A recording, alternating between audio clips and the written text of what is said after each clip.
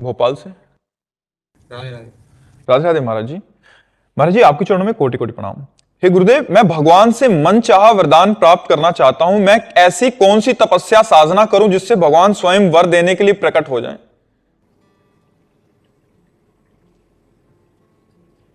बड़ी अच्छी बात है। अर्थार्थी भी भक्त कहे गए हैं, भगवान ने कहा है। पहली बात तो ब्रह्मचर्य से रहो, दूसरी बात पवित्र आहार करो, वो भी अल्पाहार, जिससे प्राण पोषण हो जाए, और निरंतर नाम जप करो, जो चाहोगे हो जाएगा।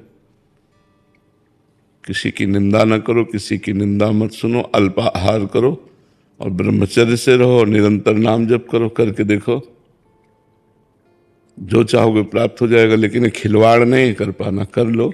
भगवान को साक्षात्कार करना खिलवाड़ नहीं, करके दिखाओ।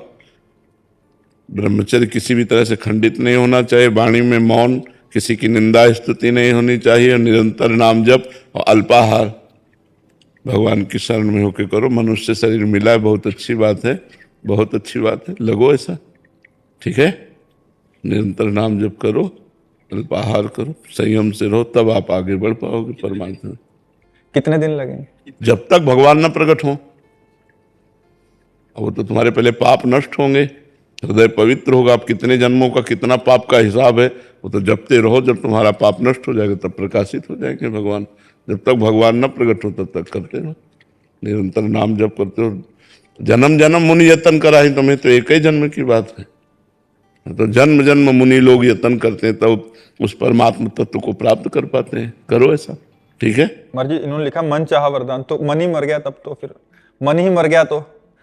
नहीं, जैसे ध्रुव जी ने अटल पदवी की चाह की तो भगवान ने अटल पदवी दी, उनको अटल पदवी दी।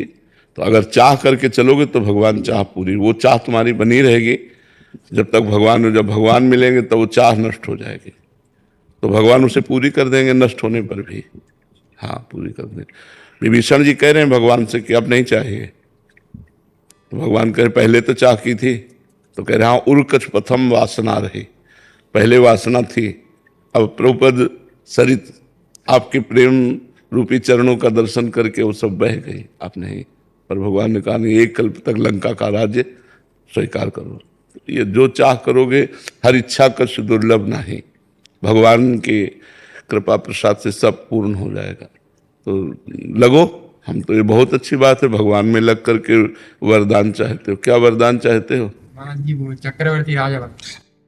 अब खैर चक्रवर्ती तो नहीं रह गया है, चक्रवर्ती रह ही नहीं गया है। चक्रवर्ती का मतलब होता है जहां से सूर्योदय होता है जहां तक अंत होता है। अब तो कलयुग में चक्रवर्ती रह ही नहीं गया है। अब तो जो सतयुग आएगा उसमें बन जाए। हाँ, तपस्या करो अगर भगवान चाहेंगे तो। अन्य युगों में कभी ऐसा, कलयुग में तो चक्रवर्ती सम्राट पद का धीरे से काम खत्म हो चुका है।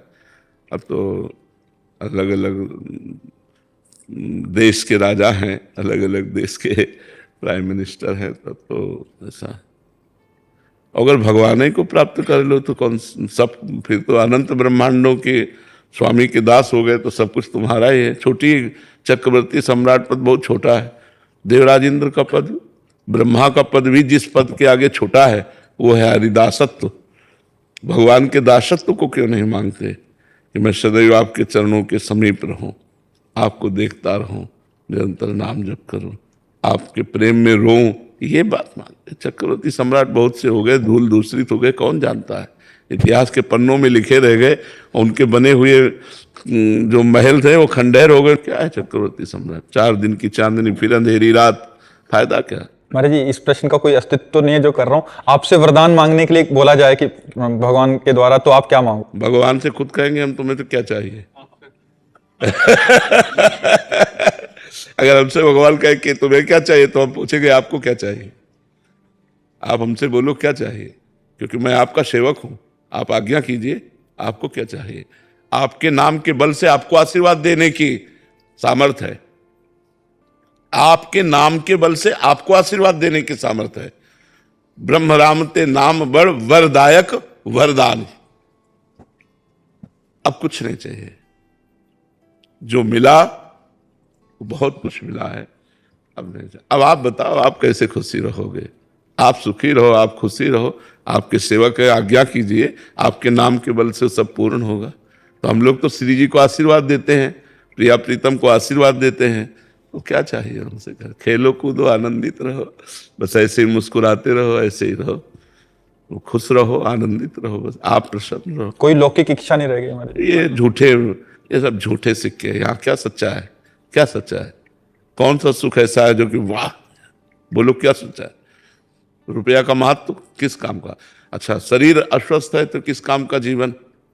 अच्छा, शरीर स्वस्थ है तो कौन सा ऐसा भोग सर्वश्रेष्ठ? मलमूत्र के द्वार ही तो है। कौन सा ऐसा श्रेष्ठ सुख है? तो और कौन सा भोग रह गया? खाओ 6 घंटा में शौच बन गया, दूध पियो चाहे जो जूस पियो, थोड़ी देर में मूत्र बन गया। कौन सा सुख है यहाँ? कौन सा सुख है? हमें ये बताया कि ये टाप का सुख है। टाप का सुख कौन सा है? कोई सुख नहीं, पूरा जीवन व्यतीत हो जाता है इसी में। क्या हो मिलता है? तभी तो सुख की खोज तभी संपन्न होती जब भगवान मिल जाते हैं। इन सबसे सुख की खोज पर अज्ञान के कारण उसे लगता है कि हम ऐसे भगवान का आश्रय लो, भजन करो, जो चाहोगे प्राप्त हो जाएगा। इस युग में न सही तो अगले युग में जीव तो अविनाशी है, भगवान ऐसा बना सकते हैं। नाम जप करो।